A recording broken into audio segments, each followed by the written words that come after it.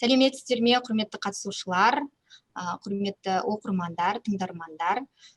Қатысушыларға бүгін егеменнің атынан ерекше алғыс айтамын. Өйткені алтын уақыттарыңызды тауып, осындай талқылауға, онлайн талқылауға қатысып отырсыздар. Енді әліппенің жайы бүгінде маңызды болып тұр, өйткені жақында министр әліппені 2021 жылы қайта оралады деді. Бұл жақсы жаңалықты өзімізде бас басылымда сүйіншілеп жаздық. Ендігі мәселе осы бар кітапқа бас болған әліппе оқулығы қалай оралады, қандай әдістемемен, қандай мазмұнмен оралады. Осы қазір бүгінгі күннің маңызды мәселесі, сұрағы болып тұр. Соны талқылауға бүгін сарапшыларымыз жиналды. Ең бірінші біз сөзді енді министрліктің атынан қатысып отырған Алтынсарин ұлттық білім академиясында бізде арнайы орта білім беруге қатысты орталық бар. Сол орталықтың бүгін басшысы қатысып отыр, Манара Елекенқызы. Бірінші сөз кезегін сол кісіге бергіміз келеді. Манара Елекенқызы, енді жақында министр 2021 жылы деп нақты уақытын көрсетті ғой, әліппе оқулығын қайтарылады, енгізіледі қайтадан мектеп бағдарламасынан. Өйткені бәріміз білеміз, қоғам болып шу көтерілді де осы әліппе оқулығының балабақшаға берілгеніне, мектеп бағдарламасынан алынып тасталғанына. Осы ретте енді министр Ахмет Байтұрсыновтың әліппесі негізінде әзірленеді деді. Енді сол кітаптың қазір әзірлену барысы қалай, жайы қалай, сол жөнінде айта кетсеңіз бізге. Жақсы, рахмет.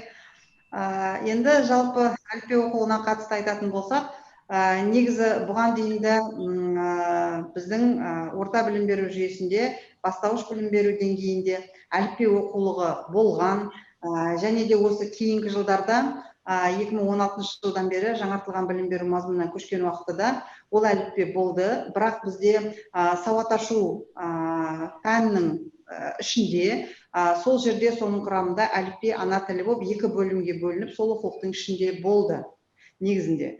Енді дегенмен де біздің осы өзімізде, біздің бізден үлкен, ол қазіргі немерелер мектепке барып жүрген ата-әжелеріміздің де бәрінің өздері үйреніп қалған сол бұрынғы әліппенің оқулығын іздеп, сол кітапты көргісі келгені аян енді барлығымызға. Сондықтан да ол жерде сауат ашу кітабының ішінде тұрған сол екі әліппені қайтадан бөліп, ажыратып, әліппе оқулығын жеке, бөлек өзінің қолдарына ұсынсақ па деген ниетпенен енді оның бағдарламасын дайындауменен қазір айналысып, ол бағдарламаны біз Білім және ғылым министрлігіне бекітуге ұсындық. Осы биылғы 20 жылдың басынан бастап қыс-көктем айларында үлкен жұмыс тобы құрылып, ол жерде жұмыс тобының құрамында 24 адамға дейін осы ғалымдарымыз бар, әдіскерлеріміз бар, педагогтарымыз бар. Осы әліппе пәнінің оқу бағдарламасын әзірлеумен айналысты. Ол кісілер өте үлкен жұмыс жасап, осы кезге дейін болған әліппенің барлығын зерделеп, осы кезге дейінгі әліппе, ана тілі оқулықтарының барлығын мазмұнын қарап отырып, және де осы Ахмет Байтұрсыновтың өзінің жазған алғашқы әліппесіндегі ұстанымдарын негізге ала отырып, соның барлық мәйегін, бір тамаша жаңа ол кісінің ұстанымдарын, мұғалімдерге бір тамаша балаға әріп үйрету, сөз үйретудегі бір әдемі ұстанымдарының барлығын сол бағдарламаға енгізіп отыр қазір. Оқулық әлі жазылған жоқ, себебі алдыменен бағдарлама бекітіліп, біздің оқулық жазатын авторларымыздың қолына тию керек. Сол себепті қазіргі таңда оқулық жазатын біздің баспагерлеріміздің барлығы, авторларымыздың барлығы осы бағдарламаның бекітілуін күтіп отыр. Бағдарлама қолға тиген кезде осы оқулық жазумен ары қарата айналысатын болады. Енді қазіргі әліппенің оқу бағдарламасы қандай? Әліппенің оқу бағдарламасы екі оқулықпенен жүзеге асырылады, яғни бірінші жаршылықта ол әліппе оқулығы, екінші жаршылықта ана тілі оқулығы. Әліппе оқулығын, яғни балалар шын мәнісінде бөлек өздері қолдарына ұстап, қолдарына алатын болады. Жақсы, енді мазмұны біршама дайын деп отырсыз ғой, бекітуді күтіп отыр деп, Енді осы мазмұны қанша дегенмен біз бір ғасыр бұрынғы әдістемеге салып әзірлейміз дейміз. Бір ғасыр бұрынғы әдістеме қаншалықты қазіргі заманға сай болады, қазіргі заманның талабын қанағаттандыра алады? Дұрыс айтасыз, ол нәрсе жаңа мен сөзімде жай айтқан жоқпын. Бізде үлкен ғалымдар мен әдіскерлер тобы болды, пән мұғалімдері болды дедік. Сол Ахмет Байтұрсыновтың әліппесін, ол кісінің ұстанымдарын қарап отырып, қазіргі кездің баланың қоршаған ортасына, айналасында, оның жаңағы қазіргі өміріндегі шынайылыққа қаншалықты сәйкес келеді, не нәрсені алуға болады, нені алуға болмайды. Мысалға, әріптің реттілігін өзін алсақ та, сол бірінші сол кісінің әліппесіндегі сөздерден құралатын сөздер қазіргі баланың оның қоршаған айналасында жиі қолданыстағы сөздер ме олар деген сияқты мысалға. Сондықтан да солардың бәрі екшеленіп отырып, ол әріптердің түзілу реттілігі қаралды. Екінші мәселе жаңағы сөздердің жиі қолданысына байланысты. Содан кейінгі ол кісінің жаңағы бір дыбыспен балаға үйрету бірінші алғашқы кезеңде, әліпбиге дейінгі кезеңде сол әдісі жаңартылып қайтадан сол әліппеде оқу бағдарламасының басына қойылды. Енді осы жерде бізбен бірге бүгін міне осы кездесуде бізде авторлық топта болған ғалымдарымыз отыр, Әзел Еупановна отыр, Гүлдар Мамырбек, бұл кісілердің барлығы бізде действительно ол жұмыс тобында болып, оның талқылауына, сол әліппе бағдарламасының жаңағы түзілуіне бәріне қатысқан кісілер осы әзірлеудің барысында. Сондықтан да бұл жерде менің сөзімді Әзел Еупановна жалғайды деп ойлаймын. Қазір сіздерге осы әліппе оқу бағдарламасының ерекшелігін, ол жерде Ахмет Байтұрсыновтың ұстанымдары қаншалықты негізге алынғандығын қазір сізге ары қаратай жалғастырып айтып береді.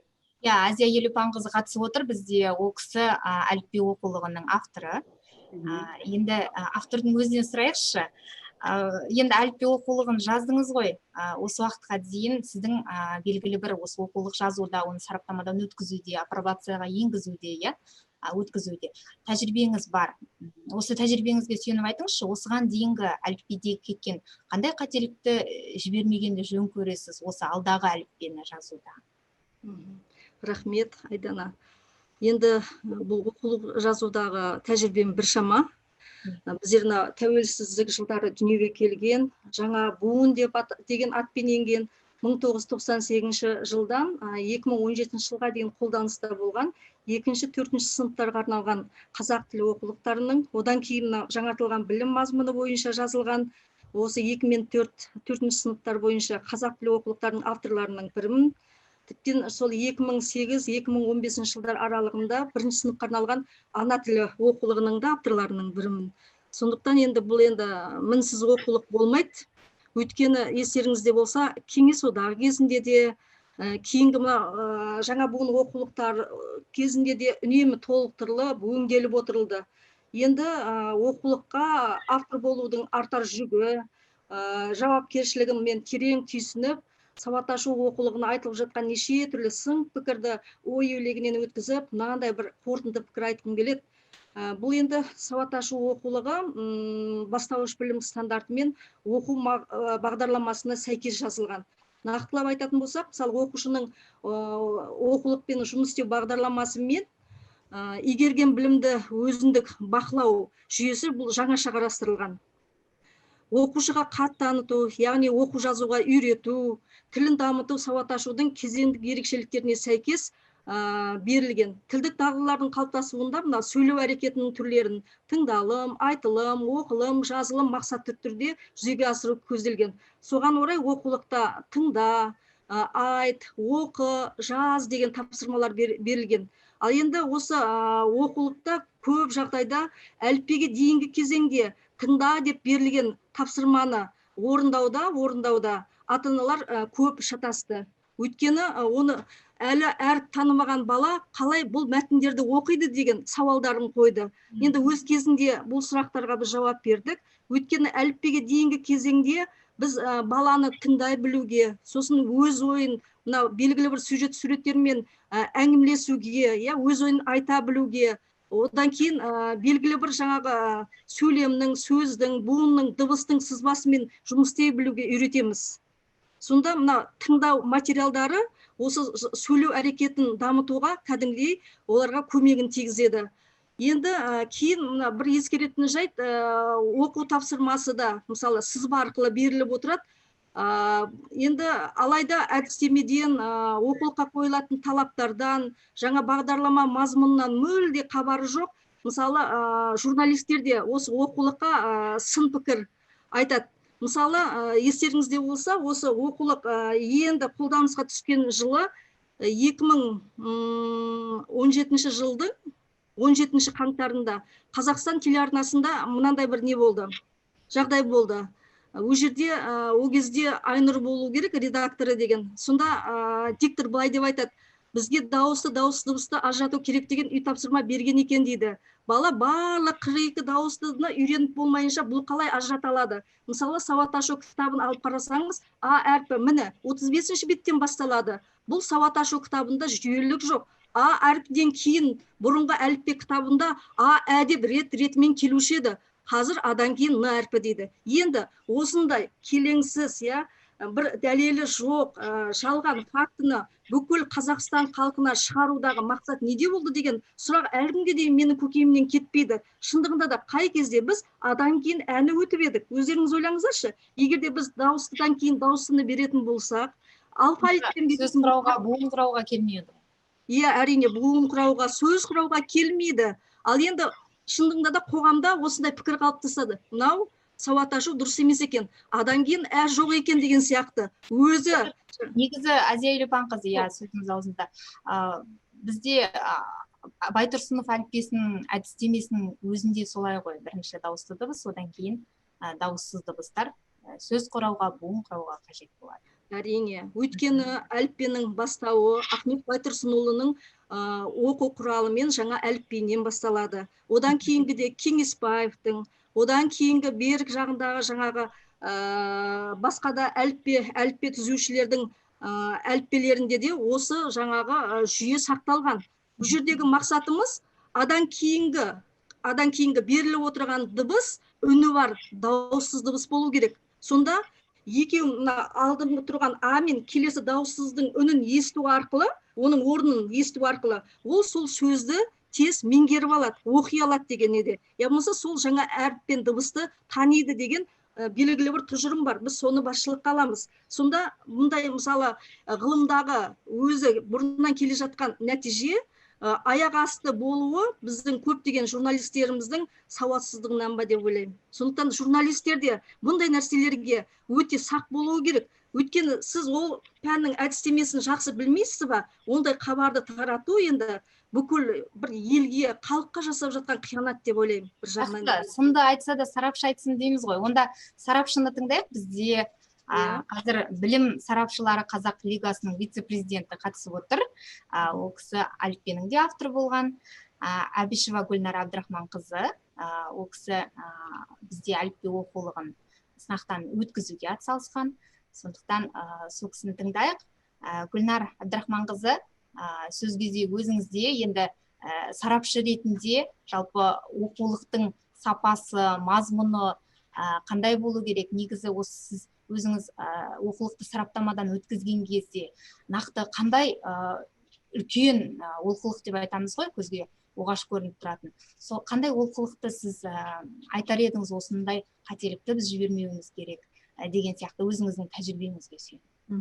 Рахмет Айдана, сәлеметсіздер ме, құрметті әріптестер. Біздің ісіміз енді алға бассын, расында да жақсы іс. Әліппені қайтару, жаңадан балаларға жаңа әліппе, Ахмет Байтұрсыновтың әліппесі деп айтып жатырмыз. Енді Айдана рұқсат болса, менің сұрақтарым бар да, Манар Елекеевнаға бірінші сұрағым, екінші сұрағым Азия Елепайқызына. Жақсы, рұқсат болса, кейіннен мен сараптама бойынша жауап берер едім. Рұқсат, Манар Елекеевна, мана айтып кеттіңіз, бағдарлама жаңа бекітілуге берілді деп. Бірақ біздің хабарымыз бойынша 21-22 оқу жылы оқулық енгізілуге тиісті оқу үрдісіне. Сондықтан сұрақ мынандай, жалпы оқулықтың разработкасына қанша уақыт бөліп отырсыздар? Ол бірден, екіншіден сараптама қанша уақытта өткізіледі? Үшіншіден, енді апробациясы бола ма, болмай ма? Осы үш кезеңнен қалай өтеді оқулықтар, оның жаңағы уақыты қанша болады? Үлгереміз бе, үлгермейміз бе? Осы сұрақ сізге. Жақсы, сұрағыңызға рахмет. Біз негізінде оқу бағдарламасын әзірлеумен шектелеміз. Өйткені Ұлттық білім академиясының құзыреттілігінде оқу бағдарламасын әзірлеп дайындап беруге дейінгі біздегі жұмыстар. Одан кейін оқу бағдарламасы бекітілгеннен кейін барып, ары қарай оқулықты әзірлеу жұмыстары басталады. сараптама жұмысына одан кейінгі уақытты министрлік өзі анықтап, ары қаратай сараптамаға уақыт беру керек, экспертизаға, яғни өткізілетін. Енді қазір алдында да бізде ол бірнеше осы әліппе оқу бағдарламасы әзірленген кезден бастап, қазіргі процестің жүру өзі қарқындылығына байланысты тамыз айының аяғына дейін бағдарлама қолдарыңызға тиеді, одан кейін жаңа жылға дейін оқулықты сіздер тапсырасыздар деген айтылған болатын, иә? Енді қазір өздеріңіз көріп жатсыз, бағдарлама есе бүгінгі күнге дейін қазір бекітілмеген болса, онда ары қарай міндетті түрде бағдарламаны бекіткен күннен ары қаратай министрліктен тиісті тағы да құжаттар шығатын шығар, яғни сіздерге ұсынымдамалық ары қаратай оқулықты жазуға қанша уақыт беретіні жөнінде, оның сараптамасына қанша уақыт беретіні жөнінде. Яғни өйткені уақыт созылғаннан кейін ары қарай қосымша шара қабылдану керек қой міндетті түрде. Өйткені бүгінге дейін қазір әлі оқулық бекітіліп шыққан, оқу бағдарламасы оқу бағдарлама авторларының қолына тимегендіктен оқулықты әзірлеу әлі басталған жоқ. Манар Илкеевна, мен сізді дұрыс түсінсем, бұл сұрақ оқулық орталығына енді, е? Уақыттары қанша болады, сараптама қанша, бірақ та бүгін Айдана оқулық орталығынан ешкім жоқ екен, өкінішке орай, өйткені осы сұрақтарға сол кісілер жауап беруге тиісті еді. Манар Илкеевна, тағы да бір сұрағым бар, ренжімесеңіз. Авторлық бағдарламаны сіздер сараптамадан өткіздіңіздер ме?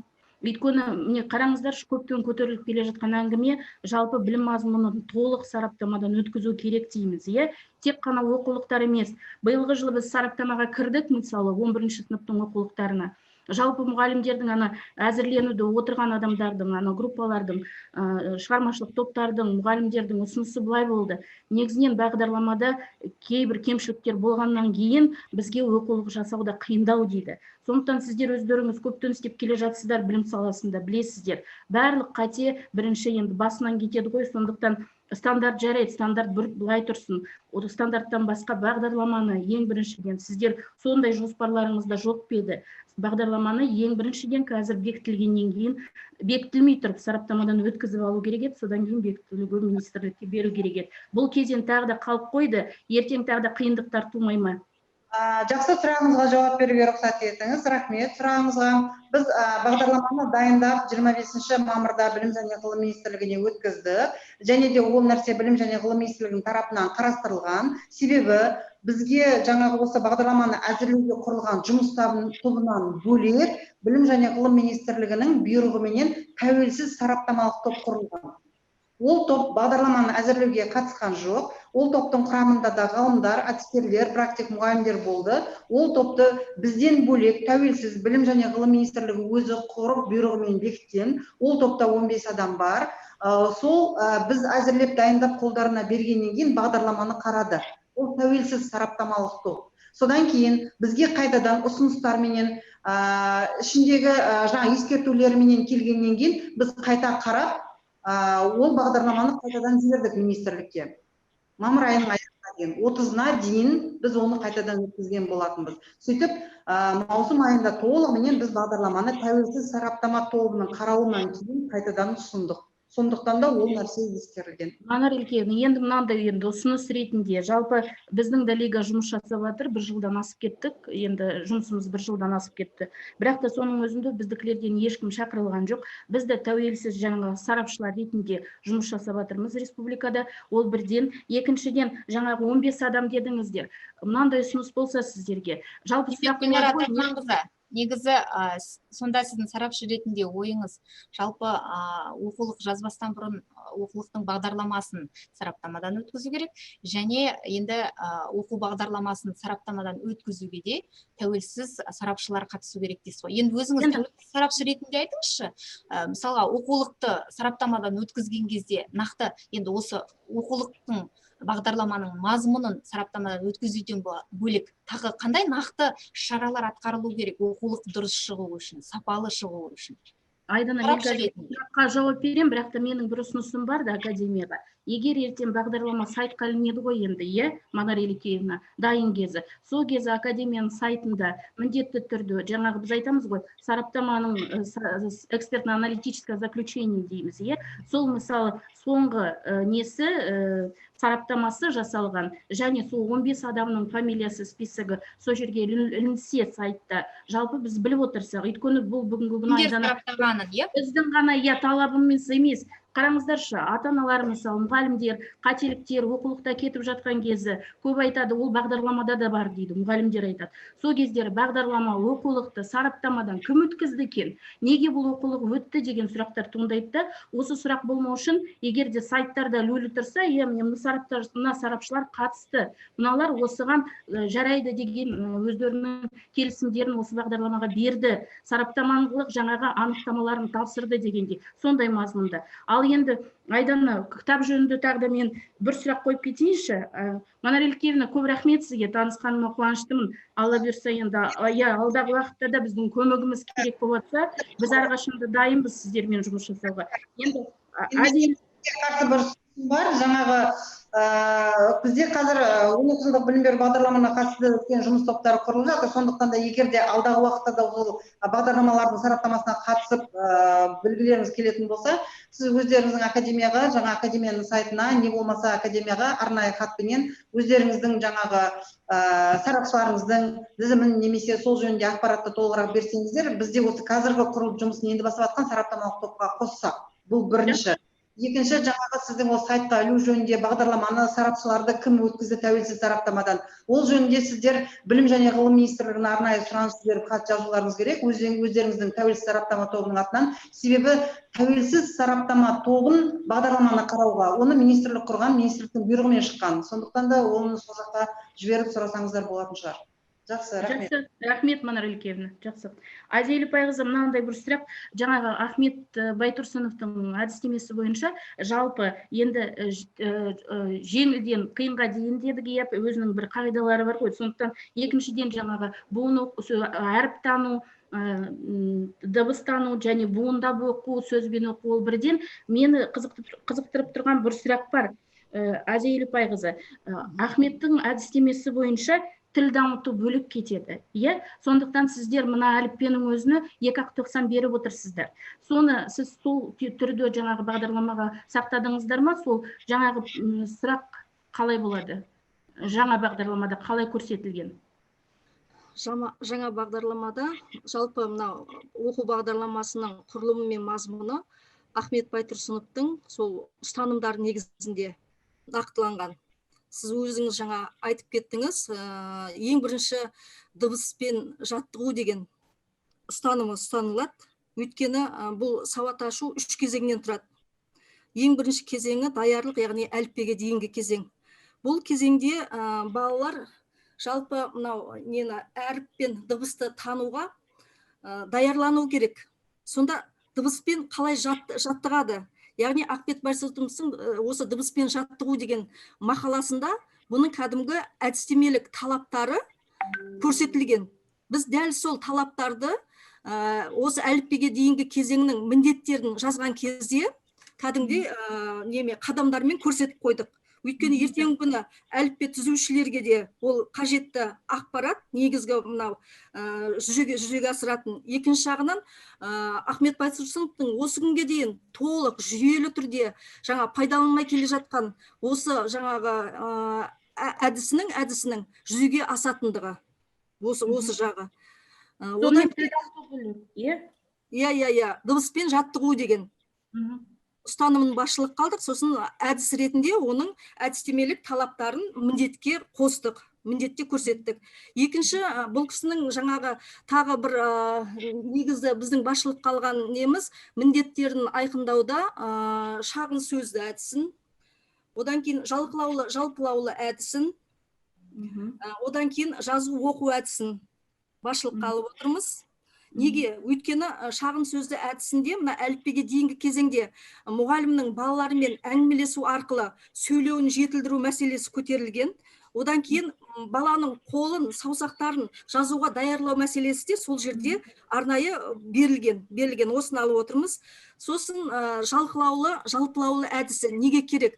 Өйткені сауат ашудың негізгі әдісі дыбыстық талдау жинақтау әдісі деп қазір аталады. Ол кезінде Ахмет Байтұрсынов оны жалпылаулы әдісі деп кетті. Енді қараңыз, жалпылаулы әдісін біз оқу бағдарламасында қалай көрініс тапты деген сұрақ туындауы мүмкін.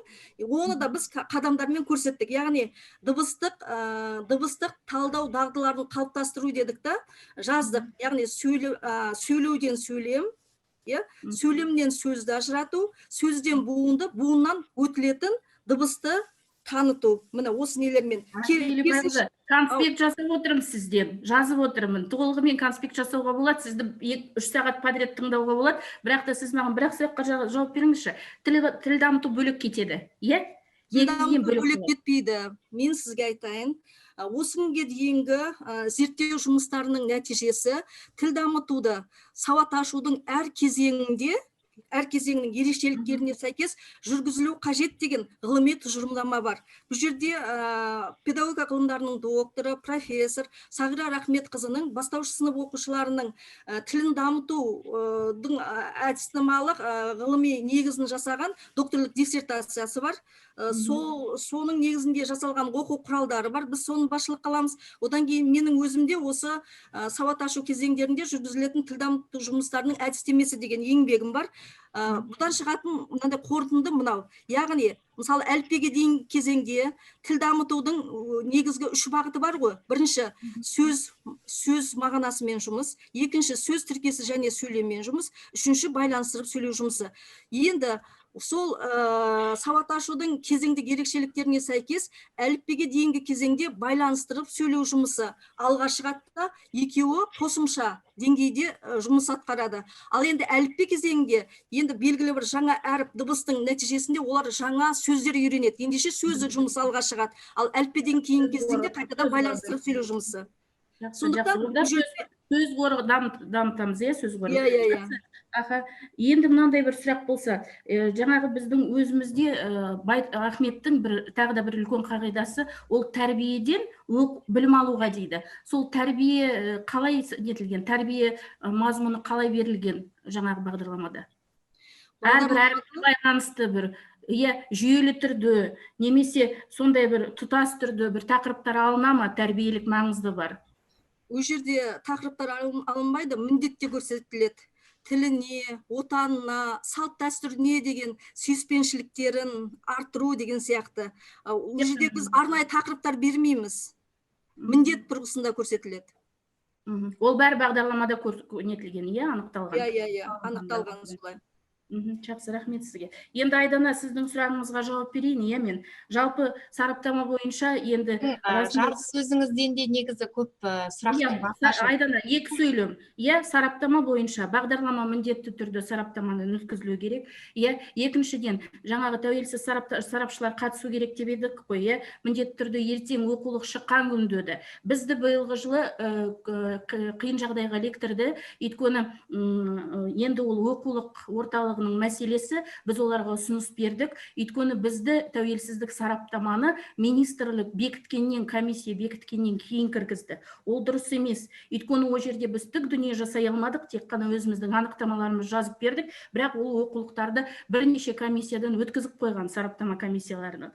Сондықтан біздің қазір ұсынысымыз былай болып тұр, әрбір кезеңге мысалы, жаңағы Манар Елкеевна айтқандай, міне жасалды ма, сараптамаға кетті, оқулық болсын, бағдарлама болсын. Содан кейін сол сараптаманың жаңағы анықтамасы бойынша бүкіл жаңағы кемшіліктер қайтадан дұрысталды, қайтадан кетті сараптамаға. Бірақ сараптама тек қана ол жерге кіруге тиісті емес, болғаннан кейін егерде апробацияға, егерде емес, міндетті түрде әрбір оқулықта, бағдарламада апробацияға кіру керек. Сондықтан да апробацияға кірген кезі тағы да сарапшылар сол жерде болу керек. Өйткені апробацияның нәтижесін қайтадан сараптап, егерде тағы да практика жүзінде қосымша өзгерістер, тағы да кемшіліктер табылып жатса, өзгерістер керек болып жатса, ол жерде міндетті түрде сарапшылар өздері ұсыныс жасап, содан кейін соның бәрін жаңағы орындалуын сараптап қадағалау керек. Сонда ғана бізде жаңағы оқулығымыздың сапасы болады. Бізді енді шын жүректен біздің жаңағы әліппеміз сапалы түрде шықсын деп тілейміз.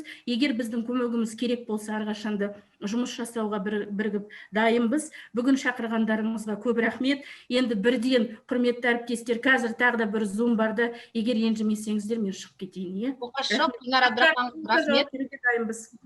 Сөзіңіз аузында. Гүлнар Абдрахманқызы бізге келесі бір спикерді айтып берген сияқты, нұсқап берген сияқты. Өткен бізде қазір Алтынбек Мұқышев отыр. Ол кісі егеменнің кейіпкері. Біздің егеменге бастауыш сынып мұғалімінің ер мұғалім болуы да ерсі емес деп егеменге шыққан. бастауыш сынып мұғалімі өзі осы жаңартылған білім бағдарламасы бойынша апробациядан өткізуге атсалысқан. Нағыз практик, жаңа айттыңыз ғой, апробациядан практиктер өткізіп, олардың енді өзгерістерін қайтадан енді енгізудің өзін сараптама жасап жүргізу керек, енгізуін қадағалау керек. Сол үшін басқа да қандай ұсыныстар бар, нақты маманды, кәсіби маманды, практикті тыңдайық. Алтынбек 69-шы мектептің бастауыш сынып мұғалімі Астанадағы. Енді Алтынбекті тыңдайық. Алтынбек, өзіңіз практиксіз ғой, мамансыз. Енді айтыңызшы, осы әліппе оқулығы дайын болды дейік. Оны бағдарламасы дайын болып оқулығы әзірленді дейік. Одан кейін сізге, яғни сіз секілді мұғалімдер оны сынақтан өткізеді. Осы сынақтан өткізу кезінде нақты қандай талаптар болу керек? Өзіңіз тәжірибеңізге сүйеніп айтыңызшы, осы сіз апробациядан өткізген кезде сіздің ескертпелеріңіз шынымен де осы енгізіліп қайтадан түзетіле ме? Микрофоныңызды қоссаңыз, Алтынбек, сіздікі естілмей тұр. Астыңғы жақта қызыл микрофонның кнопкасы бар, соны қоссаңыз.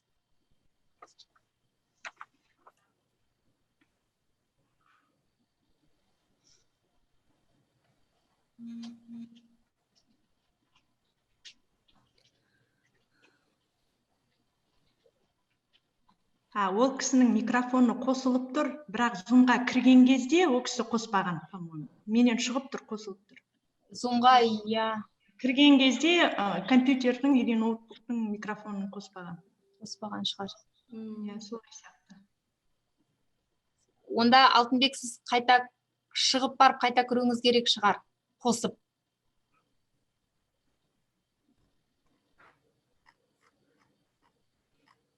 Микрофонды қосу түймесін басу керек кіріңізде. Шығып кетті, қазір енді Алтынбекті кішкене күте тұрайық. Оға дейін менде Гүлфар Мажитқызына сұрақ бар. Гүлфар Мажитқызы бізде Шаяхметов атындағы тіл қазына ұлттық ғылыми практикалық орталығының ғылыми жетекші маманы, филолог маман, жаңа бізде айтып жатыр ғой, нағыз мамандар сын айту керек деп. Жалпы өзіңіз айтыңызшы, бізде осы әліппе оқулығын қайта енгізілетіні туралы сүйінші жаңалығымызды жазғанда, бізге редакциямызға көптеген оқырмандардан мынадай хат келді. Латын әліпбиінің жағдайы қалай болады? 2025 жылдан бастап біз латын графикасына көшеміз. Әзірден мысалға дайындықты бастап жатырмыз. Ал осы ретте оқушыларда әліппе оқулығы бірден латын графикасына лайықталып жазыла ма? Ол жазылған күнде қалай болу керек? Ата-аналар көп алаңдайды, мысалға бізде енді ата-аналармен де көп жиі сұхбаттасамыз, білім тақырыбын жазған кезде. Сол кезде ата-аналар да бізде сұрақ қойып жатады, немесе өзінің тәжірибесімен бөлісіп жатады. Мен баламды орыс сыныбына бердім, себебі болашақта латын графикасы енгізіледі. Ал өзі екінші бір әліпбиді үйрене алмай жатқанда латын графикасы оған қиын болады деген сияқты. Осындай бір уәждер айтады. Осы қаншалықты дұрыс, өзіңіз ғалым маман ретінде, ғалым ретінде айта кетсеңіз. Рахмет, Айдана ханым, бүгінгі отырысқа, семинарға шақырғаныңызға өте тамаша, жақсы әңгімелер айтылып жатыр. Енді бүгінгі мына зумдағы тақырып әліппеге байланысты екен. Мен осыған байланысты өзімнің бір пікірімді жеке айта кеткім келеді. Жалпы былтырғы тамыздан бастап Ахмет Байтұрсынұлы әліппесі оралады деген ұранға толы, пафосқа толы бір сөздер қаптап кетті сайттарда, әлеуметтік желіде. Енді бұл әрине ең бірінші қоғамның Ахмет Байтұрсынұлы әліппесінің құрылымымен таныс еместігімен тікелей байланысты. Өйткені Ахмет Байтұрсынұлының әліппесі ол араб жазуына негізделген. Сондықтан кирилл негізді немесе латын негізді әліппе Ахмет Байтұрсынұлының әліппесінің көшірмесі ешқашанда бола алмайды. Мен енді осы жаз бойы мына Манара апай, Азия апай отыр, осы кісілердің әліппені талқылаған зумдарында және чаттарында болдым. Мен мынандай нәрсе айтқым келеді. Осы уақытқа дейін сауат ашуға байланысты қоғамда кереғар, негатив пікірлер көп айтылды. Тіпті сауат ашуды қолына ұстап көрмеген адамдардың өзі қалай болса солай пікір жазып жатты. Сауат ашуды мен ойлаймын, ол көктен түскен жоқ. Өйткені мына жаһандану дәуіріндегі шет елмен байланыс біріншіден, екіншіден қарапайым ғана мектеп емес, дарынды балаларға арналған мектептердің көбеюі, осының барлығы бағдарламаның тереңдетуге бағытталды. Неге қарапайым мектепте тереңдетілген бағдарлама, мен қарапайым қазақ баласы да неге тереңдетілген оқу бағдарламасымен оқымасқа?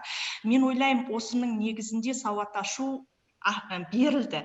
Бірақ оның көпшілік, оның құрылымын дұрыс түсіне алмады деп мен айтар едім. Және қоғам әліппе деген атауға үйреніп қалды. Әліппе. Сол үшін әліппені қайтару, әліппе керек деген сияқты мәселелер көтерілді. Жазда осы әліппені жасап жатқан мына Манар апай, Азия апай, Жанат Қажығалиева, Бижан Құрманғалиқызы, енді бәрінің аты жөндері есімде жоқ. Мен ол кісілерді тікелей танымаймын, былай осылай зум арқылы ғана көргем. Сол кісілер өте сауатты талдады. Мен айтар едім, кез келген саланың өзінің маманы болады. Мейлі ол 100 жылдық тәжірибесі бар ғалым болғанымен, ол балаға, мектептегі балаға әріп үйретудің әдістемесін терең меңгермеген адам, ол әліппе жасауға, оқыту бағдарламасын құрастыруға, ақыл айтуға бір хақы жоқ деп ойлаймын. Мысалы, мен өзім электрик емеспін, электрикке барып, сіз мына топты мына топқа жалғаңыз деген сияқты әңгіме айта алмаймын ғой. Дәл осылай, осы әліппе оқулығын құрастырып жатқан біздің мықты, білімді, жаңа аттарын атап кеткен осындай педагогтерге біз сенім артуымыз керек. Және мен сенемін, өйткені айтып отырмын, жаз бойы мен зумдарында болдым, 7 сағаттап, 8 сағаттап, әр нәрсені, әр үтір нүктесіне дейін керемет талқылау болды. Бұл бір, және бұл педагогтар осы әліппе құрастырып жатқан. Мына Ахмет Байтұрсынұлының әліппесінің көшірмесі болмайтынын жете түсініп отыр. Біріншіден, екіншіден Ахмет Байтұрсынұлының әдістемесін өте терең меңгерген. Жалпы Байтұрсынұлы әдістемеге қатысты 3 мақала шығарған. Қай әдіс жақсы, жалпылаулы әдіс деген сияқты 3 мақаласы бар.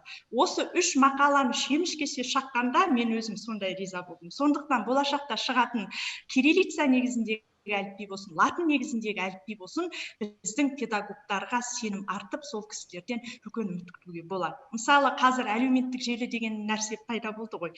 Ел білсін, білмесін, негатив пікірді жаудырғанда енді қарап отырып жағаң ұстайсың кейде. Соны өткенде бір пікір оқыдым. Сауат ашуды құрастырған сауатсыз авторлар әліппені құрастырып жатыр ма екен деген пікір жазып қойыпты. Мен айтар едім, сол авторлардың бір отырып пікір алмасып, бір отырып ол кісілердің жалпы ойларын білсе, мүмкін ол ойынан қайтар ма еді.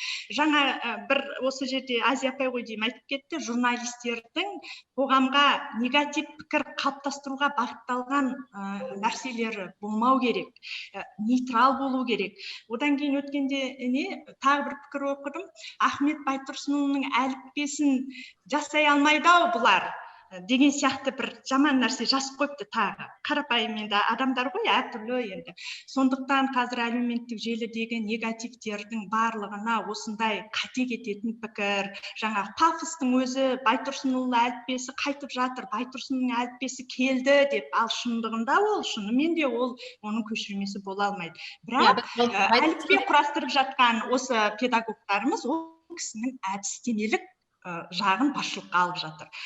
Бұл бір. Екінші, жаңағы сіз айтқан латын әліпбиіне байланысты шығатын әліппе, әрине бізде қазір әлі әліпби бекітілген жоқ.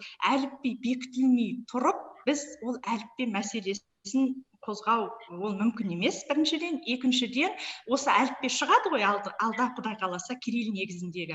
Сол латын әліпбиіне, латын графикасымен шығатын әліппеге арқау болады. Тек басы артық әріптер алынады да, емлесі өзгеріске түскен сөздерді ғана соның ішіне қосып, сол құрылымы сақталады деп мен өзім солай ойлаймын. Әрине, латын әліпбиі мен кириллица әліпбиіндегі емле екі түрлі болады. Сол жағы басшылыққа алынып педагогтар, методисттер тарапынан жөнделеді деп мен ойлаймын, солай. Ал енді жаңағы сіздің айтып кеткен... Иә, осы жерде бір сұрақ, сіз айтып отырсыз ғой, қатты қиын болмайды деп, иә, егер латын әліпбиі графикасына көшкеннің өзінде. Бірақ қанша дегенмен де бұл екі жұмыс болмай ма? Мысалға біз 2025 жылы латын графикасына көшеміз, иә? Ал 2021 жылы біз жаңа әдістемеге, яғни Байтұрсыновтың әдістемесіне негізделген әліппені дайындағалы отырмыз. Қайтадан бір араға 4 жыл салып, сонда қайтадан оқулық жазуға тура келе ме? Қайтадан әліпби жазуға тура келе ме? Сіз енді ғалым ретінде айтыңызшы, жаңа әдістемесін келтіріп қайта жазу емлесінің өзі қиын болмайды ма? Жоқ, ол мен айтар едім, егер мемлекеттік тіл латын графикасына көшіп жатқанда, онда сөзсіз, ол тек әліпби ғана емес, барлық бірінші сынып латын әліпбимен оқыса, оның бүкіл оқу құралдары латын әліпбиіне негізделіп, латын әліпбиіне негізделген қазақ емле ережелеріне негізделіп жасалады. Әрине, онда қиындық болады, болмайды деп қарап отыруға болмайды деп ойлаймын мен. Өйткені мемлекеттік тіл латын графикасын ресми түрде қабылдаса, мейлі қанша қаржы шықсын, мейлі қанша жұмыс күші шықсын, оны біз орындап, балаларға білім беріп, бүкіл Қазақстанды қоғамды латын графикасына қарай көшіруіміз керек қой. Бұл жерде біз латын әліпбиін, латын графикасына негізделген әліпби енді болашақтың әңгімесі ғой, дегенмен бұл барлық қоғам үшін, қазақ қоғам үшін маңызды болып отыр. Неге? Өйткені мен егер жеке объективті пікірімді айтсам, егер латын графикасына негізделген әліппе шықса, мен бірінші сол әліппені алып оқимын.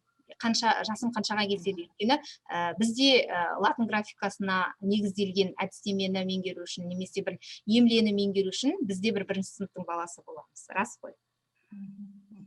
Әрине, мен мына жерде мынаны айтқым келеді. Қазіргі кириллицада 42 таңба тұр. Енді латын әліпбиін қабылдағанда 30-31 таңба, енді мен оны нақты қазір осынша таңба деп айта алмаймын, әлі қаралып зерттеліп жатыр. 30-31 таңба болады. Бұл жерде кириллицада ең басы артық таңбалар орыс сөздерін таңбалауға арналған әріптер болатын. Енді латын графикасына енген кезде біз сол қазақ сөздерін қазіргі қазақ емлесімен жаза береміз.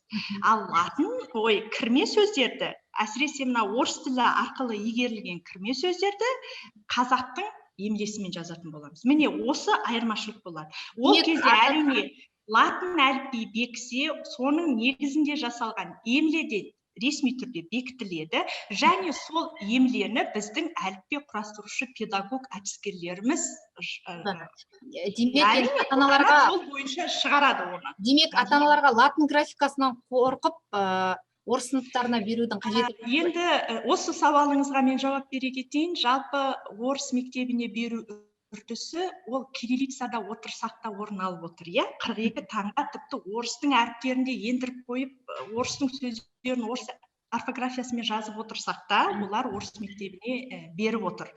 Бұл ең бірінші ата-ананың патриоттық сезіміне ғана байланысты нәрсе. Ал латыннан көшіп орыс мектебіне беру ол тек сылтау деп ойлаймын.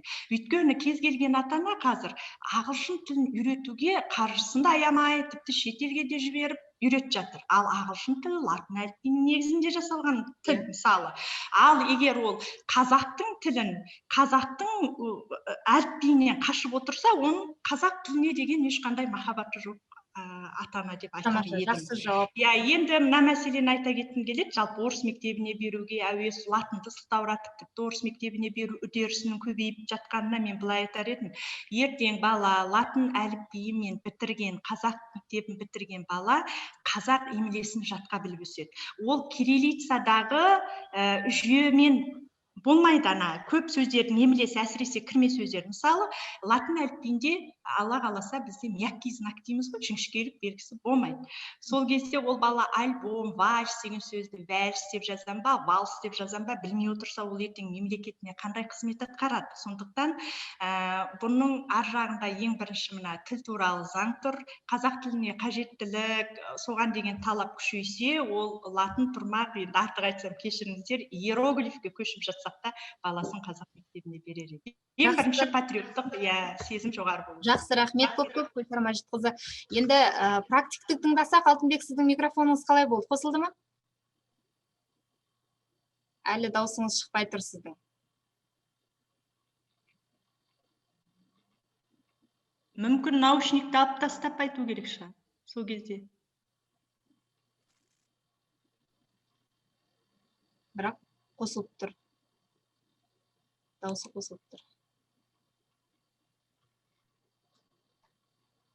Мүмкін Алтынбек, сіз телефоннан кіріп көрсе болушы еді, ең болмаса.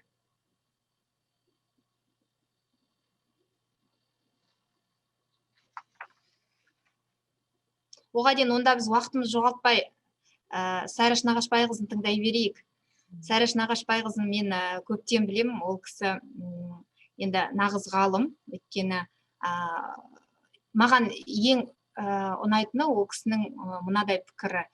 Бір кездері бір мақалаға ол кісінің сөзін тұздық еткен едік, пікірін. Мынау балабақшамен, яғни мектепке дейінгі бағдарламамен мектептің бағдарламасының арасында байланыс болуы керек, көпір болуы керек. Сонда ғана балалар қиналмайды деп жатамыз. Әдетте бізде ата-аналар, әсіресе баласы бірінші сыныпқа барған ата-аналар көбінесе бірінші жылы қиналып жатады. Егер осы байланыс болғанда балалар негізі қиналмайтын еді, бағдарламаны тез алып кететін еді. Ал енді осы бүгін әліппені талдап отырмыз ғой, талқылап отырмыз әліппенің жайын, әліппе мәселесін. Енді әліппе оқулығы даярланған кезде осы бір өзіңіздің сөзіңіз қалай, қаншалықты, қандай бағытта, қандай жүйемен ескерілу керек деп ойлайсыз? Сайраш Нағашбайқызы біздің профессор, ол кісі Қазақ ұлттық қыздар педагогикалық университетінде қызмет етеді. Рахмет, Айдана. Шынымен мен осы жаз бойы осы жұмыс тобының құрамында болдым. Өйткені мектепке баратын балалардың 6 жастан баратын ескерсе, көп жерде өз пікірімді айтып отырған жағдайым болды. Біріншіден, екіншіден, мынау мектепалды даярлық топтарының сауат ашу бағдарламасын оқу әдістеме кешендерінің авторымын. Ол жағынан да сабақтастық болу керектігін қадағалауға өз үлесім қостым. Үшінші, мына Тасмағамбеттің Байтұрсыновтың әліппесін қайтару керек деген кезде 6 жастан әліппе жазып, бір әліппе жазудың бір тәжірибесінен өткенмін. Сондай кездескен қиыншылықтар болмасын деген жағдайда мен өз пікірім берген жағдай болатын. Әрине, көп ата-ананың шығады ғой дау-дамайдың барлығы. Ол түсінетін де бар, түсінбейтін де бар. Ол неден шығады? Біріншіден балабақшада бармаған балалар, және барса да ол сол дайындықтан психологиялық, әлеуметтік, арнайы және жалпы дайындық деген екі түрлі бағыты болады өзі. Сол дайындықтар бір-бірімен сәйкес келіп жүргізілмесе, ол бала мектепке барғанда қиындыққа түседі. Ол қандай қиындық? Бірінші, мынау дыбыстау аппараттарының дұрыс қалыптаспағанынан. Баланың жалпы 5 жасқа дейін дыбыстау аппараты қалыптасу керек. Қазір көп жағдайда бұрын логопедтер тек қана балабақшада 5 жасқа дейін қажет болатын. Қазір мектепте қажет. Себебі бала дыбысты дұрыстайды. Егер бала дұрыс дыбысты естімесе, дұрыс айта алмаса, бұл сауат ашу дейміз ғой енді. Әліппені меңгере алмайды, кешігеді, қиындыққа ұшырайды. Екінші жағынан жаңа қиындатып күрделендіріп беріп жатыр ғой қоғамның талабы. Бүкіл дүниежүзілік әлемдік стандартқа сәйкес келуі, ол бағдарламаны ондай балалар меңгере алмайды. Сондықтан осындай қиындықтардан бізде кездесіп жатқан жағдай. Жалпы сабақтастық бар. Біз мектепке алдық дайындық тобынан осы дауысты-дауыссыз дыбыстарды ажыратып бөлуді, дыбыстарды, мынау қолының жазу икемдік дағдыларын қалыптастыру үшін графикалық сызбалар жазуға барлығын дайындап жібереміз. Енді ол екінші жағы бар. Қазір балабақшаның жалақысының төмендігіне байланысты тәрбиешілер біліктілігі жетіспей жатыр. Оның методикасын, оның технологиясын, оның әдістерін жақсы меңгермейді. Сондықтан да кейбір Ахмет Байтұрсыновтың кейбір әдістерін осы мектепалды даярлық тобындағы сауат ашудан бастап енгізу керек деп ойлаймын. Соның ішінде мынау жаңа айтылып кеткен әдістері бар. Ахмет Байтұрсыновтың мынау шағын сөздік әдісі, дыбыспен жаттығу әдісі біз қолданып жүрміз. Негізі ол бұрынғы зерттеулерде болған, бірақ нақты Ахмет Байтұрсыновтың осындай әдісі сауат ашуда болатын болғандықтан біз алғашқы сатысын осы кезден бастауымыз қажет деп ойлаймыз. Ол қолдану жүр негізі. Осындай сабақтастықты қамтамасыз етіп жатырмыз енді. Мен енді қуаныштымын жұмыс тобына қатысқанымды, өйткені осындай мәселелердің көтерілуіне бұрын біз жазған кезде дайын бағдарламамен жазатынбыз. Сонда мына әріптердің реттілігінде де қиындық болатын. Тақырыптардың берілуі, ол да бізді бір неден шықпай қалуға сондай кедергі болатын. Оның барлығы алып тасталды. Көптеген ғалымдар, практиктер қатысты үлкен саралау жұмысынан өтті деп ойлаймын. Сондықтан біздің болашақтағы жарияланатын әліппеміз халықтың көңілінен шығатын, баланың мынау оқу жазуында үлкен үлес қосатын, ұрпаққа қызмет жасайтын әліппе болады деген сенімдемін. Жақсы, жаңа сіз Сәлеш Нағашбайқызы айтып кеттіңіз ғой, жұмыс тобында өзіңіз бар екеніңізді, иә. Енді балабақшаларда оқытылған әліппе, осы уақытқа дейін мектеп бағдарламасынан алынып тасталған әліппе бізге балабақшаға енгізілді ғой, мектепке дейінгі білім берудің мазмұнына. Осы ретте айтыңызшы, сол балабақшадағы әліппенің көшірмесі болып қалмай ма, алдағы әліппе? Жоқ, ол көшірмесі болмайды. Бұл сауат ашу негіздері деп аталынады ол жерде. Тек дыбыстармен тану, қолының жазу дағдыларын қалыптастыру, тілін дамытуға басымдық береміз, байланыстырып сөйлеуге басымдық береміз біздер. Негізі алғы шарты дейді ғой, соны қалыптастырамыз. Әрі қарай. Әрине, осы мүмкіндікті пайдаланып, кейбір балалар бақшасы, ата-аналар әріпті оқытып жазып жіберіп жатыр. Ол негізі дұрыс емес. Әрбір жастың өзінің ерекшелігі бар, өзінің уақытында жүру керек. Мына Россияда мектепке 6,5 жастан қабылдайды. Оған дейін қабылдатқызбайды. Себебі баланың психологиясы соған дайын болатын кезі 6,5 жаста. Кейбір ата-аналар 5 жастан бері жатыр. Ол оқыған, жазғаны баланың ақыл-ойының дамуының жоғарғы көрсеткіші емес. Баланың танымдық психикалық процестерімен ойлау қабілетінің, соны сөзбен жеткізуі, байланыстырып сөйлеуі, сөздік қоры, ол басымдық. Осы ғана жасайтын әрекет дағдылары, біліктілігі, өмірдегі дағдылары. Осыған біз басымдық жасаймыз мектепке дейінгі кезеңде. Жаңа бір сөз болып жатыр, тілін дамыту көзделе деп. Әрине, тілін дамыту бізде мектепке келген кезде 4,5-5 мың сөздік қоры болады.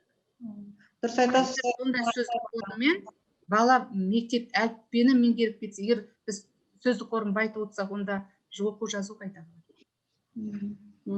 Сәлеш Нағашбайқызы, дұрыс айтасыз. Сіздің сөзіңізді кішкене жалғап жіберсем, бір сөйлемменен, қазір осы сіздің айтқаныңызға байланысты, мынау әліппенің қазір бағдарламасы жасалып жатқан кезеңде мектепке дейінгі білім берудің стандарты қазір өзгертіліп, яғни мектеп жасына дейінгі балалардың жаңа жас ерекшелігінің периодизациясы дейді ғой, яғни 5 жасар бала жаңағы жоғарғы топтағы мектеп балабақшасында отыратын бала, 6 жастағы бала ол 1-ші сыныпқа баратын бала болып, яғни периодизациясы өзгертіліп, қазір олар стандартқа өзгеріс енгізді. Соған сәйкес және олардың өзі оқу жоспары мен оқу бағдарламаларына да өзгерістер, толықтырулар енгізіп жатыр. Сондықтан да заңдық тұрғыдан, нормативтік тұрғыдан алғанда бұл нәрсе қазір реттеліп отыр. Сондықтан да сіз айтқандай, шынымен де жаңағы ол өзінің бағдарламасына сәйкес мектепке дейінгі бала, 5 жастағы бала не оқу керек, соны ғана оқып, сондай дайындықпен ғана келу керек. Ары қарай ол мектептің бағдарламасымен әліппені жалғастыру тиіс. Демек, енді балабақша мен мектеп арасындағы көпір бұл мемлекеттік бағдарлама негізінде де ретке келтіріп жатыр дейсіз ғой. Жақсы, түсінікті. Енді бізде қазір Алтынбектің дауысын ести алмадық, енді практиктің сөзі бізге маңызды еді. Дауысыңыз шықпай тұр ма әлі де, Алтынбек? Әлі де дауысыңыз шықпай тұр сіздің. Жарайды, енді сіздің сөзіңізді арнайы өзіміз хабарласып аламыз, енді бұйырса пікіріңіз. Соткамен қосылуға болатын шығар, соткамен шықса. Байланыс нашар болып тұр дейді телефон. Иә. Енді осы жерде ата-ана отыр, біз ата-ананы да арнайы шақырғанбыз. Гүлнар Омар, бізде белсенді ата-ана, ол кісінің пікірлерінде біз үнемі мақалаларымызға қолданып жүреміз. Енді бізде ата-аналар, белсенді ата-аналар көп қой, бірақ нақты бір дәйектемелермен, дәлелдермен ой айтатын ата-аналар сирек. Сондықтан Гүлнар апайды арнайы шақырып отырмыз. өзіңіз енді ата-аналардың атынан ойыңызды айтыңызшы. Бірінші бізде көп сын, оқулыққа қатысты әсіресе сындар ата-аналар тарапынан айтылып жатады. Біздегі сыни проблемалық мақалаларда сол ата-аналардың сыни пікірінен туындап жатады. Енді өзіңіз ата-ана ретінде айтып кетсеңіз, алдағы әліпбиде қандай бір олқылықтар кетпесе екен, өзіңіздің ата-ана ретінде пікіріңізді айтсаңыз. Қайырлы күн, құрметті әріптестер. Менің мамандығым психолог болғаннан кейін, 4 баланың анасы болғаннан кейін, жалпы мына мектепке өте жақын адаммын, өйткені ата-анам да педагог, профессор, сондықтан бұлар осы Астанаға келіп, Алматыдан ата-аналардың өте көп нәрсені сыни қарап, бірақ жетесіне жетпей айтатын мәселелерді, әсіресе оқулық жайлы проблемаларға сол кезде сенатта да, мәжілісте де мына жұмыс топтарына қосып жатады. Әрине, бұл өте жауапты іс. Бірақ айтарым, қазіргі мына айтып жатырмыз ғой, Z ұрпақ деп. Мына уақыт талабына сай. Әсіресе ауыл мен қала баласының айырмасы. Егер айталық баланы бақшада 6 жастағы бала, ол үлкен жоғарғы топтың баласы, оның жауапкершілігі басқаша, оны басқаша қабылдайды. Ал бірінші сыныпқа келгенде, ол бірінші сыныптағы кішкентай бала сияқты, оған сынып жетекшісі айналайын, анау деп оған жауапкершілікті көп айтпайды да. Содан кейін жалғыз ғана мына сынып жетекші сол апайы балаға қайтадан басқаша психологиялық жағынан көп жауапкершілік тартпайды. Бірақ ата-ана жағынан біз барлығымыз көбінесе мектепке, әсіресе қаланың, Алматы мен Астананы айтып отырмын, ата-аналар репетиторға апарып, баланы оқытып, жазу бәрін үйретіп апарат мектепке. Дайын күйінде. Яғни бала болмайды. Бірінші сыныпта ол жай бәрін біліп отырады да, әртүрлі деңгейде болады балалар. Сондықтан да оқулықтың ең бастысы уақыт талабына сай болу керек. Біз айтып жатырмыз, мына дистанционный қашықтықтан оқу кезінде біз көрдік, түсіндік. Әр ұстаздың да деңгейі әртүрлі екенін, ақпаратты қалай беріп жатыр. Біз естіп жатырмыз күнделікті балалардың сабағынан мұғалімнің интонациясы, қалай баланы қызықтырады, мотивация. Бізде балалар емес, үлкен кісілер де қазір зейінін көп ұстай алмаймыз. Яғни шаблонное мышление дейді ғой. Сондықтан біз соның барлығын ескеруіміз қажет. Қалай баланы сол оқуға, зейінін арттыруға, жалпы кітап оқуға, ең бастысы қоғамда бір дүрлігіп, бір нәрсе айтып жатқаннан кейін ғана бір ақпараттарды ашады. Сондықтан қазір Гүлнар Абдрахман қызының айтқаны өте дұрыс пікір, ашықтық негізінде, жария негізінде.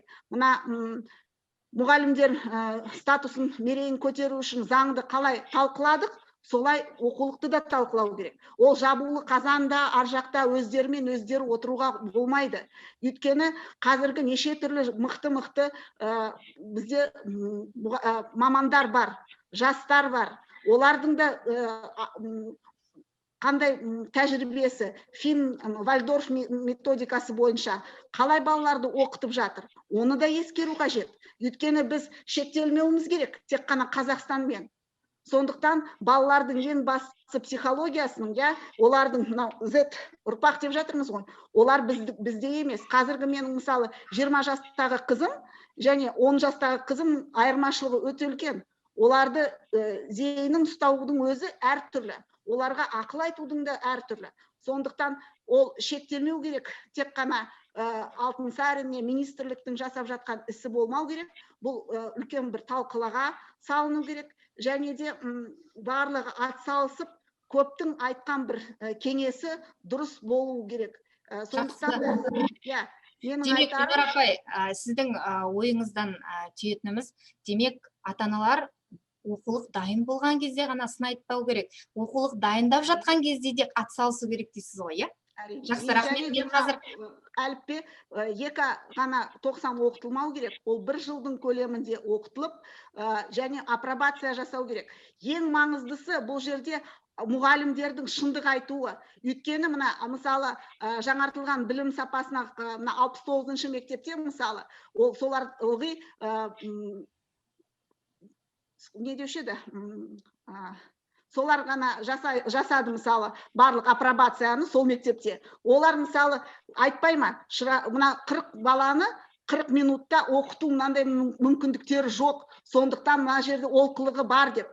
Егер де мұғалімдер шындық айтпаса, ары қарай оның бағдарлама да дұрыс жасалмайды деп ойлаймын.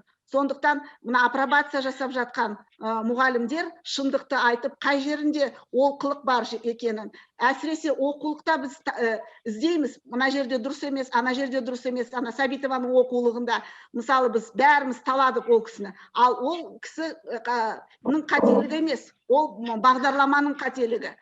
Сондықтан да бұл жерде барлығымыз бірге шешуіміз керек. Әсіресе мына баланың психологиясын, ерекшеліктерін, психологиялық жағының, физиологиялық жағынан және қала мен ауыл баласының ерекшелігін ескеруіміз қажет деп ойлаймын. Рахмет.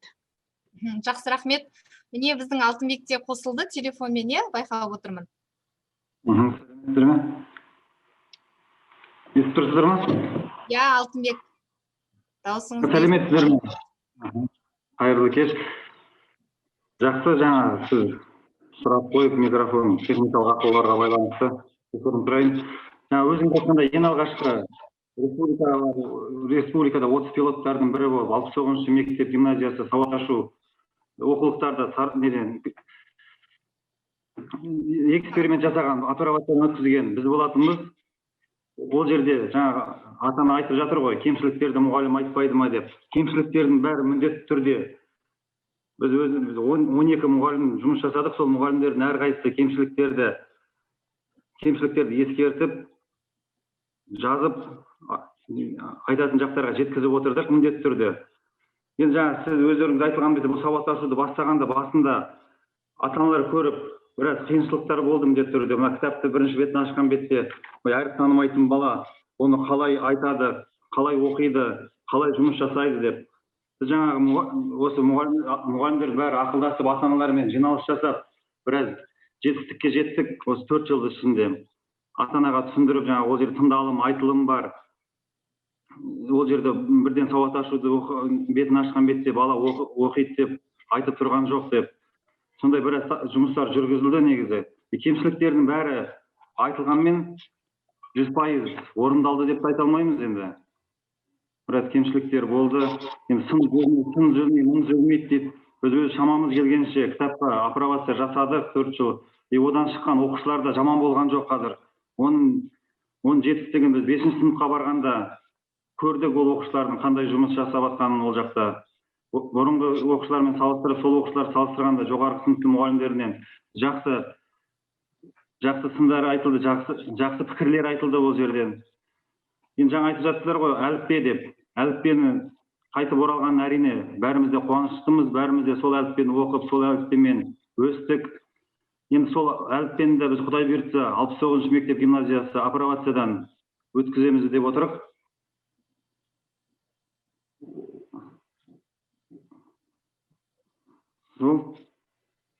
Сұрақтарыңыз болса егер де. Менің бір сұрақ айтып кетсем бола ма? Жаңағы тәуелсіз сарапшы дедіңіздер, сол тәуелсіз сарапшыға практик мұғалімдерді көбірек қолданса, өйткені алдағы уақытта жұмыс жасайтын практик мұғалімдер ғой. Сол жерге мектеп мұғалімдер. Мынадай сұрағым бар. Сіз енді өзіңіз жаңа апробациядан өткіздіңіз, нақты практик мамансыз ғой. Осы уақытқа дейінде оқулықтарды сынақтан өткіздіңіз. Сіз айтқан қателіктер, сіз айтқан олқылықтар көрсеткен дүниелер шын мәнінде өңделіп енгізіле ме? Жаңа айтып отырмын ғой, 100% болмаса да мысалы біраз кемшіліктерді өңделіп дұрысталды. Өйткені біз мұғалімдер бәрі жиналып кітапқа сауат ашу болсын, жаратылыстану болсын, өзіміз жаңа оқушыны қиын жағын, жеңіл жағын, енді біз жеңіл жағын неткен жоқ, қиын жақтарын міндетті түрде ескертіп жазып беріп отырдық жаңа кітапқа сараптама жасаған кезде. Жақсы, енді апробациядан өтпей тұрған кезде біз оқу бағдарламасын осы жаңа республика бойынша 30 пилот дедік қой, сол мұғалімдер бәрі қатысып, осының бәрін біз бірге талқылаған болатынбыз негізінде, оны бастамас бұрын. Жаз бойы 2 ай осымен жұмыс жасағанбыз оқу бағдарламасымен. Жақсы аға, сіз жаңартылған білім мазмұнында апробациядан өткізуге сол бағдарлама негізінде әзірленген оқулықтарды да сынақтан өткіздіңіз ғой. Енді алдағы дайындалатын әліппе жаңартылған білім бағдарламасына негізделіп енді жасалады ғой, өткен сол бағдарламамен жүргеннен кейін. Мысалға, көптеген мұғалімдер жалпы жаңартылған білім мазмұнына қиындықтарына қатысты көптеген сын пікірлер айтып жатады, қиналып жатырмыз деп жатады. Бұл ретте ата-аналар тарапынан да түсінбеушіліктер бар, қиналатын айтып жатады. Бұрын бізде оңайырақ еді деген сияқты. Осы жаңартылған білім мазмұнына лайықтап жаңа әліппені жасағанда, әзірлегенде, нақты ата-аналарға да, оқушыларға да, мұғалімдерге де қиындық туғызбас үшін қандай әдістемен негізінде, қандай жүйеде әзірлеген дұрыс? Нені ескерген жөн? Енді жаңа бұл сауат ашуды апробациядан өткіздік, енді әліппеде ондай қиындықтар болмайды деп ойлаймын мен. Өйткені жаңа бұны құрастырған адамдарда әбден төзіліп жетілген адамдар бұда жіберген қателіктерді әліппеде орын алмайды деп ойлаймын. Бұл жерде жаңа атап өткенде бізде қиыншылықтар көп кездескен, негізі бұның бәрі мұғалімнің шеберлігіне байланысты деп ойлаймын мен. Жаңартылған оқу бағдарламасынан ешқандай жаңағы оқушыда, мұғалімді бір қиындық көріп, ешқандай бір қиындық көрді деп айта алмаймын. Ешқандай қиындықтар кездескен жоқ. Мұғалімнің шеберлігіне байланысты деп ойлаймын. Жаңа оқушыға да жеткізуге де, ата-анаға да жеткізуге де. Ата-ана, мұғалім, оқушы болып жұмыс жасаса, ешқандай кедергі болмайды деп ойлаймын жұмыс жасау барысында. Жақсы. Мен алдымда сауат ашып отыр, жаңағындай. Адан кейін неге келмейді деп, енді ондай бұрын біз өзіміз оқығанда әліппеде де ондай олай болған жоқ. Сол реті, бұрынғы әліппенің реті сақталған ғой бұл жерде де, сауат ашудың өзінде. Адан кейін мысалы ана деген сөз құрауға. Сауат ашудың көшірмесі болып қалмай ма енді? Сауат ашудың көшірмесі болып қалмайды деп ойлаймын, өйткені ол өзі сондай жүйе ғой, мысалы адан кейін. Сауат ашудан қандай артықшылығы, ерекшелігі болу керек? Артықшылығы дейсіз бе? Мен оқулықты шығарған бетте, танысқан бетте артықшылығы мен кемшілігін салыстырып сізге айтатын болармын міндетті түрде. Жақсы. Практикті көбірек тыңдағымыз келген. Гүлнар Омар, сіз қол көтердіңіз ғой деймін. Менің бір ұсынысым бар, Манар Елекеевнаға. Жалпы барлық апробацияны жекеменшік мектептерге де берілсе. Өйткені бәрібір жалтақтайды, қорқат кейде, айта алмайды мемлекеттік мектептердің ұстаздары. Сондықтан оны ескеру қажет. Өйткені енді олар дербес ойларын айта алады. Және де ойлаймын, бұл жерде біз барлығымыздың ойымыз балаларды дұрыс тәрбиелеумен оларға білім беру. Сын айтқаннан біз тек қана ұтуымыз керек. Сол жағын ойластырсаңыздар. Және мына ең бастысы қазіргі уақытта заман талабына сай балаларға мультфильм ретінде басқаша қызықтырып, пластилинмен бір нәрсемен жасап, әріптерді, моторикасын барлық жан-жақты тыңдалымы бар, басқасы бар, қызықты қылып өткізсе. Және де ең бастысы менің айтарым, жарайды, қаланың баласы әйтеуір бір білімін алар, ата-аналардың бір жауапкершілігі бар, мүмкіндігі бар. Ал ауылдың баласына диск ретінде ма, басқаша ма, интернеті жоқ жерде сол әліппені қалайша оқытады, не қылады, қалай бала қолын ұстау керек, сол мәселелерді де ескерсе деген сіздерге бір ұсынысым. Және де мына жақсы мұғалімдердің қазір жазылып жатқан телевидениеға және YouTube каналға жазылып жатқан тәжірибесінде сол диск арқылы ауылдарға жіберсе, өйткені талпынған бала, бір нәрсе жетейін деген бала, енді соларға бір мүмкіндік жасасақ, өйткені мына дүниежүзілік банктің жобасы жасай алмады, біз мына контентпен апара алмадық компьютерларды. Сондықтан мынау індетте біз түсіндік, барлық баланың білімінің төмендеуіп кеткенін. Сондықтан осындай бір ұсыныс сіздерге. Рахмет. Жақсы, ұсынысыңызға рахмет. Мен барлығын өзіме жазып қойдым. Бұл жерде жаңа пилот болған жағдайда апробацияға жеке мектептерді қосу жөнінде бірінші. Екінші, бұған дейін бізде ауыл мектептері, шағын жинақты мектептерге осы ресурстарды қосымша жеткізу жөнінде білім ленттің жақсы бір тәжірибесі болған. Білім бук, яғни офлайн контенттегі жаңағы өзіңіз айтып отырғандай 32 терабайттық флешкалармен, содан кейін дискілерменен жаңағы интернетсіз пайдалануға болатындай контенттерді мектепке беру жөнінде. Қазір енді осы олар өздері үнемі жаңағы базасын, ресурстық базасын жаңғыртып отырады. Сондықтан да бізде ертең жаңа әліппе шыққан кезде де оның оқу әдістемелік кешені болады, оның қосымша жаңа дисклары, мұғалімдерге арналған әдістемелігі болады, және де басқа ресурстардың жаңағы ссылкалары дейді ғой, жаңа сілтемелері болады. Сол нәрселердің барлығын тағы да қосымша жаңартып мектептерге береміз деп ойлаймын. Ол нәрсе ескеріледі. Мен сіздің ұсынысыңыздың барлығын жазып қойдым. Пікіріңізге, ұсынысыңызға рахмет. Көп рахмет. Құрметті қатысушылар, осымен біз конференциямызды аяқтаймыз ғой деймін. Өйткені пікірлеріңіз бар ма басқада қатысушыларды айтатын? Бүгінгі тақырыпқа байланысты. Жоқ болса, онда бүгінгі конференциямызды аяқтайық. Барлығыңызға тұшымды ой пікірлеріңіз үшін нақты зерттеген, ғылыми дәлелденген, іс тәжірибеде көздеріңіз жеткен, өздеріңіздің ой пікірлеріңізді айтқандарыңыз үшін, жеткізгендеріңіз үшін, бөліскендеріңіз үшін барлығыңызға рахмет айтамыз. Егеменнің атынан келесі конференцияларда кездескенше. Рахмет бәріңізге. Сау болыңыздар, сау болыңыздар. Рахмет, сау болыңыздар.